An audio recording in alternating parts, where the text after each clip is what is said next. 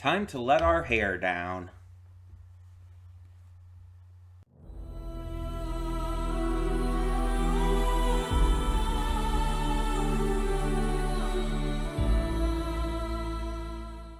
Hey everyone, welcome to Princess of Gay. I'm your host Connie, and today we are here with my blind reaction to Tangled Before Ever After.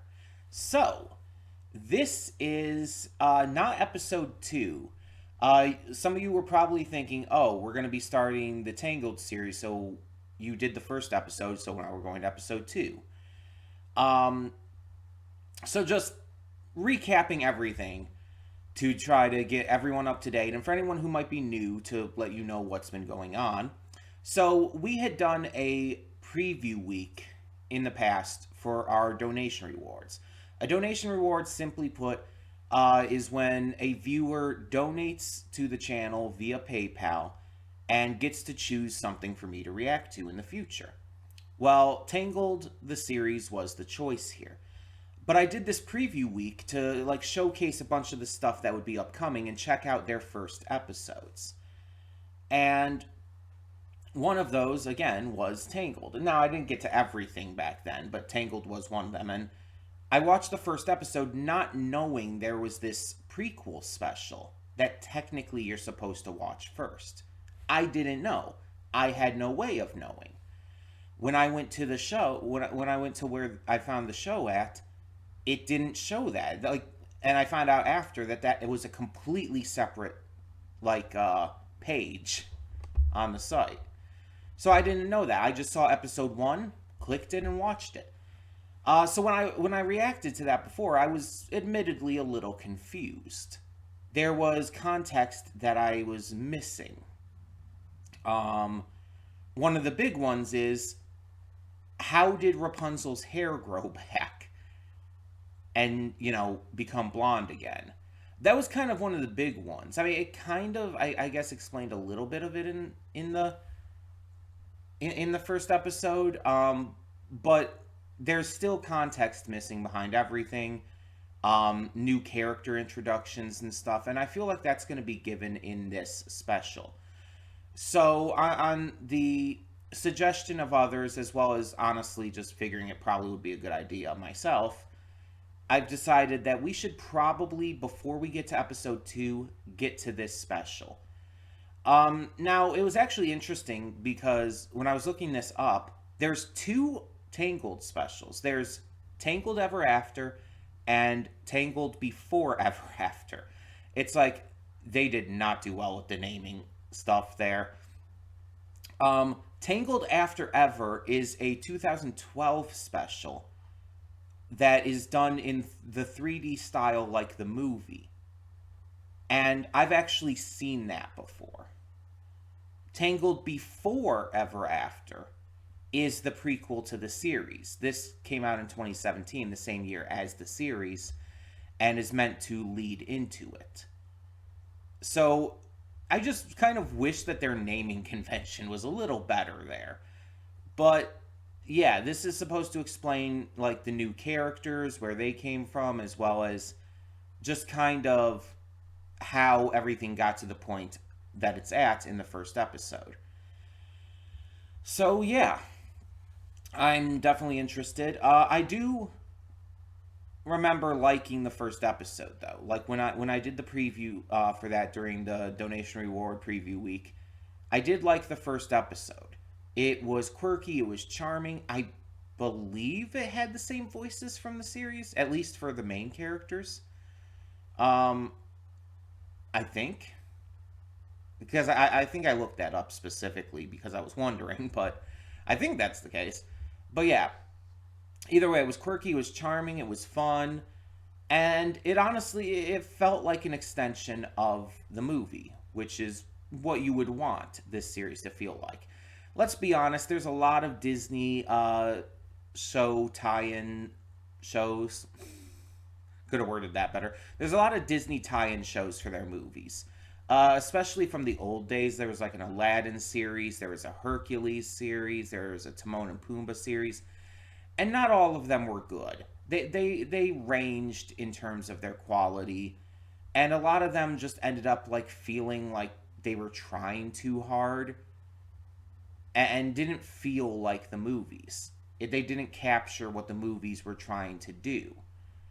And it just it didn't work as well, in my opinion.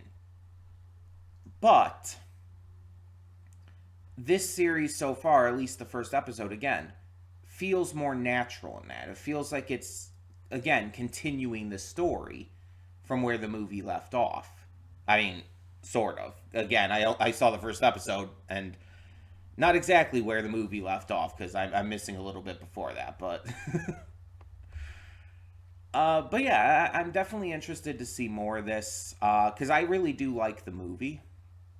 Tangled is a excuse me. Tangled is a great movie that really Disney knocked it out of the park on. It's not their best, but I really do think that they just hit gold with it, hit the right note in terms of the charm, the humor, the writing, the emotion. They did a great job. And this series is really well received. People love this show. Like, I think this is the most well received Disney tie-in series there is. There's other ones that people like, but this is, I think, is the big one. Like the one that everybody praises. I have seen so much love for this series. And I am very interested to find out why. So, we're going to be checking this out. Like I said, we're doing the special today, and we will continue on to episode 2 next week. But let us get this going and see how all of this started. So, well, after ever. Anyway, when the screen fades to black, pause this redirect and go to the description below. Follow the link to the reaction, and after you watch it, come back here to the redirect and resume play. Because after it fades black and then fades back in, everything from that point forward will be my afterthoughts and will contain spoilers to the special. So, that being said, thank you so much for tuning in, and I will see you at the reaction. And we are back, and we'll begin with spoilers in 3, 2, 1, now.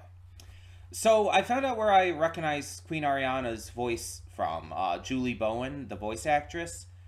It's not from another animated series, funny enough. I recognize her voice from Happy Gilmore because I just watched that recently. Well, watched it again. I've seen it many times. I just watched it again recently because I watched a reaction to it, and it's like that's where I recognize the voice from. And it's like the instant I saw it, it's like yep, okay, that's it. She's also apparently in Modern Family and the DuckTales reboot, but I haven't met her character in DuckTales yet. So, I can't say on that, but...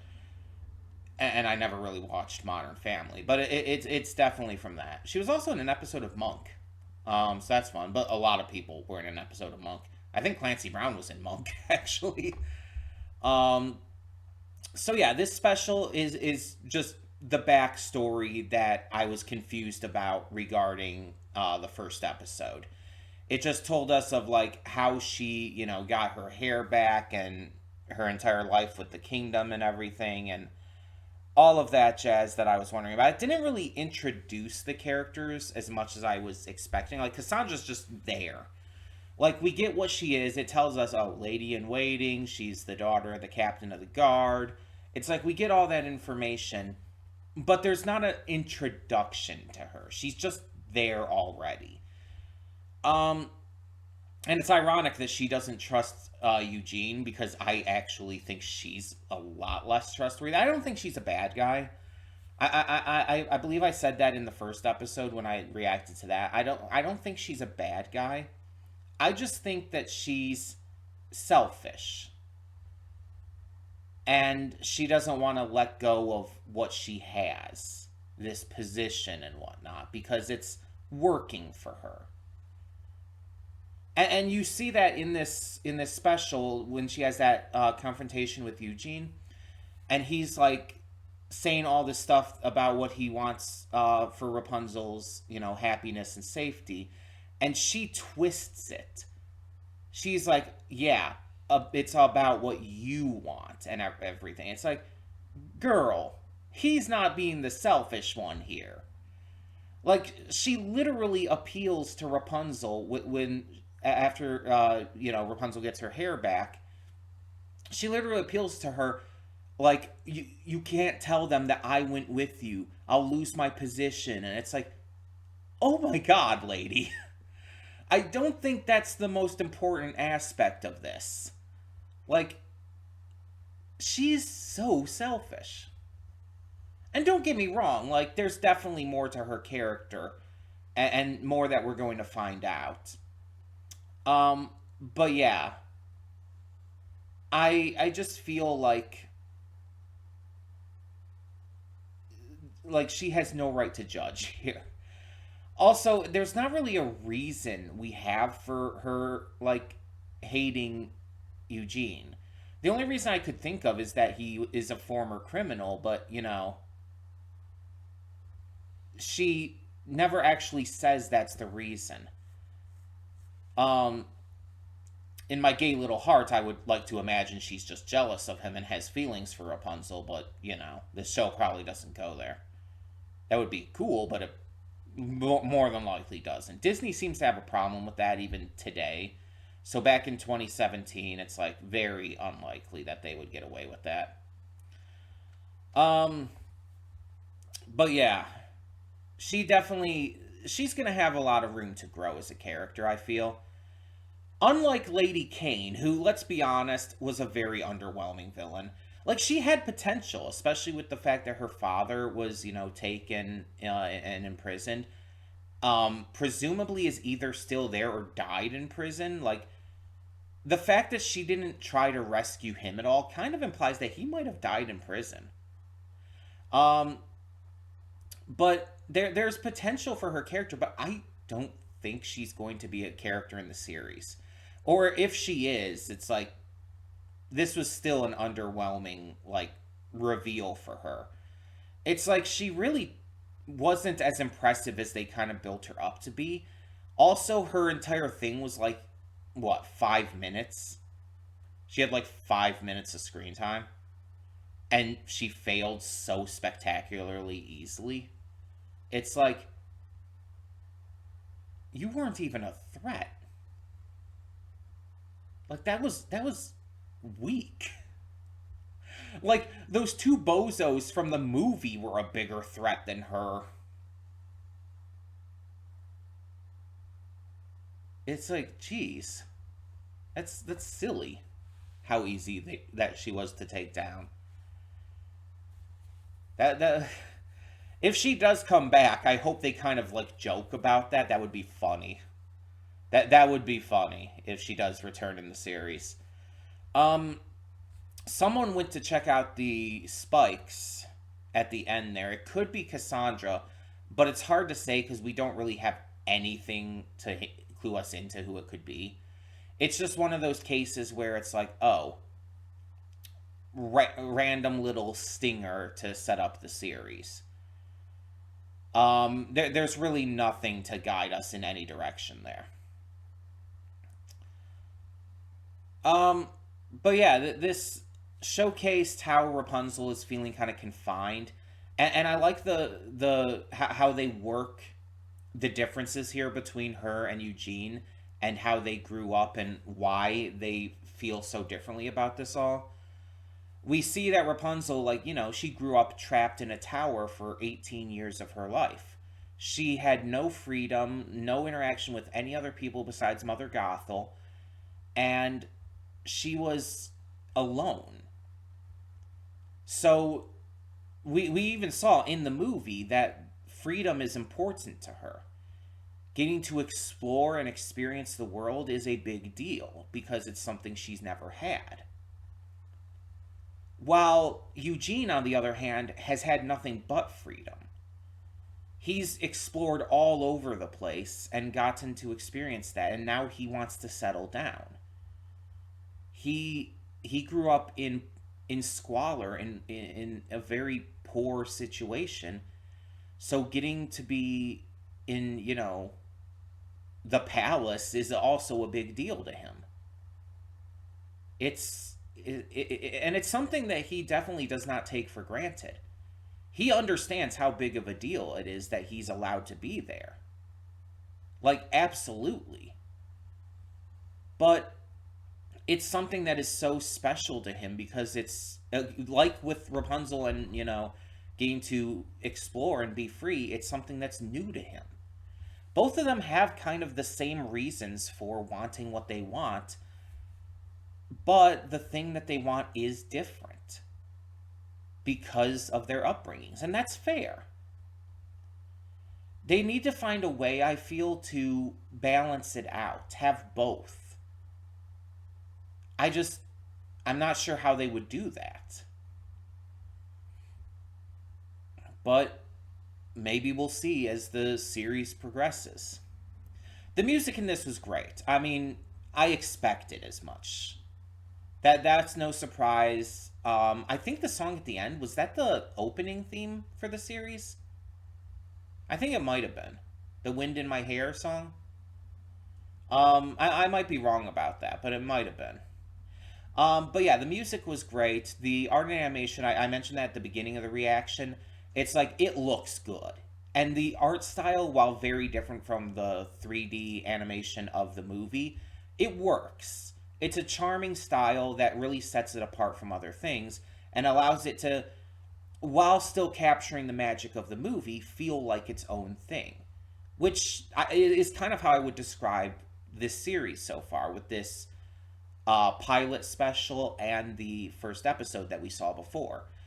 It very much captures the magic of the original movie.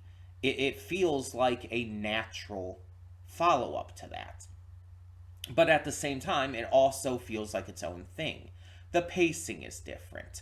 The way the stories are told are different because, well, it's a series. And it has to be a little different because of how it's presented. With a movie, you work things a little differently. You work the pacing, the writing, the way the characters interact at certain points. And so you have a little bit of a different freedom to work with here, which very fitting for Tangled. um so the big question now comes down to, what is the secret of the flower and these spikes that caused Rapunzel to have the magic hair in the first place and now has brought it back. And also is now caused it to be indestructible. That's a new twist on that. So, what is going to be the truth of this all? There's got to be like some like big magical like backstory to where this all started. I'm sure we'll get that, but probably not in season one, I would assume. Like that feels like a later season thing. It feels like something we'll find out like maybe in season 2 or 3. I think there's 3 seasons of this. It feels like that's something that's going to definitely happen later in the series. Um, and I like that we find out that the queen also has this adventurous spirit and went on all these adventures prior to, marriage and all. I think that's really cute, and it shows where Rapunzel gets her adventurous nature from. Though, again, hers is also because of the fact of her upbringing, being in the tower and all. In fact, it's probably stronger than her mother's because of that. She has a much greater desire to explore than her mother did, and I think that's why, like, you see her mother is fine with having settled down. She seems like she's happy with where her life led. She had her adventures and now she's ready to, just enjoy life as queen. Rapunzel is definitely not at that point.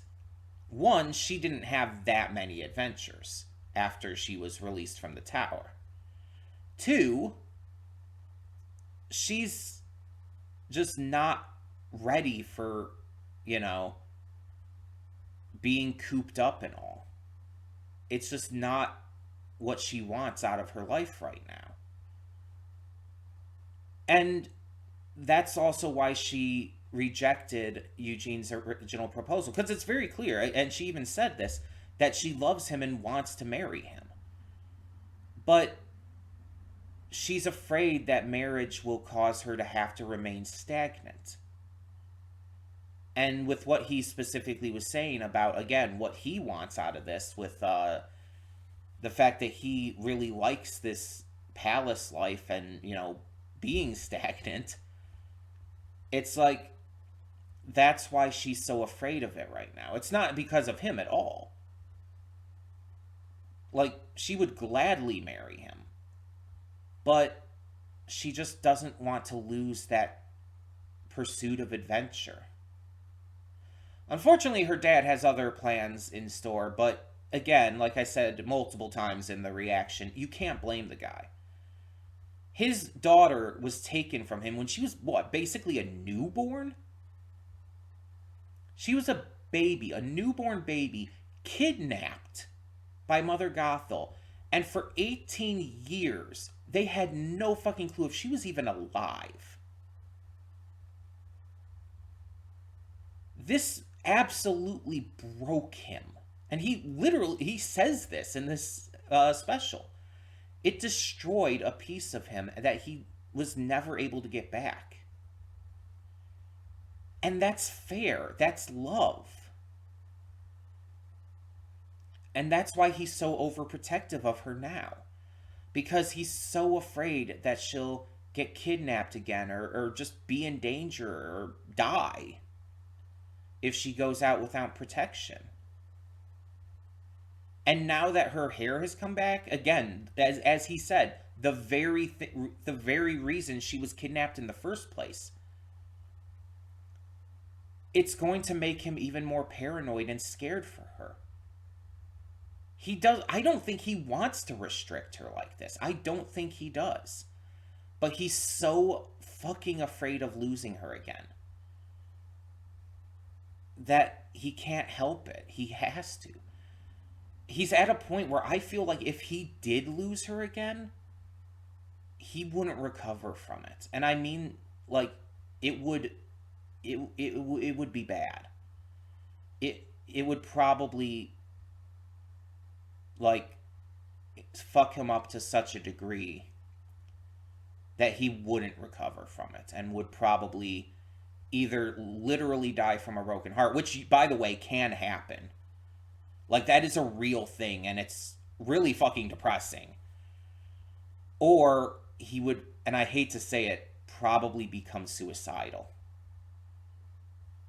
Like, if something happened to her, especially if she died, he would not be able to recover from it. I absolutely believe that, and that's why and I think he knows that, and that's why he's so afraid to lose her again. He can't go through that again. He would not recover this time.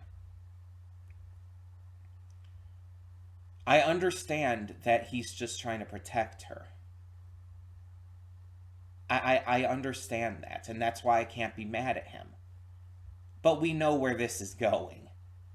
Like, we know she's going to get out one way or another. We know she's going to explore and experience things because that's who she is. And it's really funny. Like, this is something I thought when I first saw Tangled. Which, by the way, fun fact here. I did not see Tangled in the theater. The first time I saw this movie was at a friend's house. I had a friend, I believe it was when I was down in Georgia. I had a friend who had this home theater in their house. The family was well off. I wouldn't say rich, but well off. They built this home theater, and they invited a bunch of our friend group over. I think it was a church friend group, if I remember right. And we watched Tangled on a home theater screen. And it was a big screen. It was like an actual home theater. It wasn't like huge, but it was like, I don't know, like maybe 10 seats or so. And a big screen and everything. Big on the wall, like pull down screen. And that was the first time I ever saw Tangled. So just a little fun fact for you there. But yeah, I thought about all of that since I first saw the movie. That it's really interesting that Disney took a fairy tale that's very simple, that is extremely simple. Girl in the tower has super long hair. Prince comes along, tells her to let down her hair and all that. It's like there's not much of anything to it. They took that and made it into something so unique and interesting. And I think that's why a lot of people really love this movie, and I guess the series as well, because it took something that everybody knew, and instead of just, reinventing it a little bit, like say Beauty and the Beast or Cinderella or Little Mermaid, they completely made it their own. In a way that none of these other fairy tale adaptations from Disney really did. It's special in that way, and it stands out. And not to mention, great writing, great voice acting. It's like it's kind of like this cocktail of things that just work in every conceivable way that you almost kind of wouldn't expect to work as well as it does. It's just it's fantastic, honestly, how well done this is. And I have to poke a little fun real quick here. This will probably be the end of this.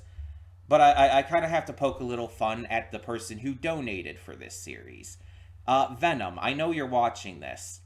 Um, you didn't know who Zachary Levi was when I mentioned him, I don't know, like a week or two ago. You didn't know who Zachary Levi was. And you requested this series from me. Did you not know who the voice actor for Eugene was when you requested this? Like, at least you didn't know who Zachary Levi was by name and stuff. Um, but still,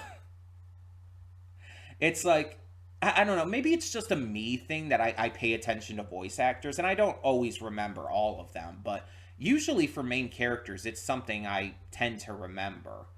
Um, but seriously, it's like that's just wild to me because it's like when I think of Zachary Levi, this is one of the big things I think of. This and honestly, at the moment, Shazam. It's like the fact that you didn't recognize who he was at all just astounds me.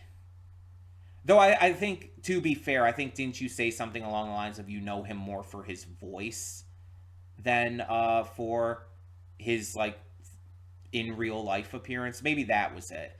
But still, I just wanted to poke fun at you just because it's fun. But yeah, I'm really glad as well that they did get the original voices for Eugene and Rapunzel back, even if they didn't get it like for all the side characters. I think that's just a good idea because I don't think this series would work if they recast them as well because it's just like these voices just fit these characters so perfectly. Zachary Levi and Mandy Moore are these characters really in my mind. It's one of those cases where the voices are just so perfectly fitting that I can't imagine anyone else voicing them. It's one of those situations where it's like, oh, no one else could voice Luz Noceda like Sarah Nicole Robles. No one else could voice Amity like Mae Whitman. It's like it's just that voice is so spot on, so perfect that literally no one else could have ever voiced them and sounded as good. And that's no insult to other voice actors. It's just that it feels like those roles were made for those VAs. You know?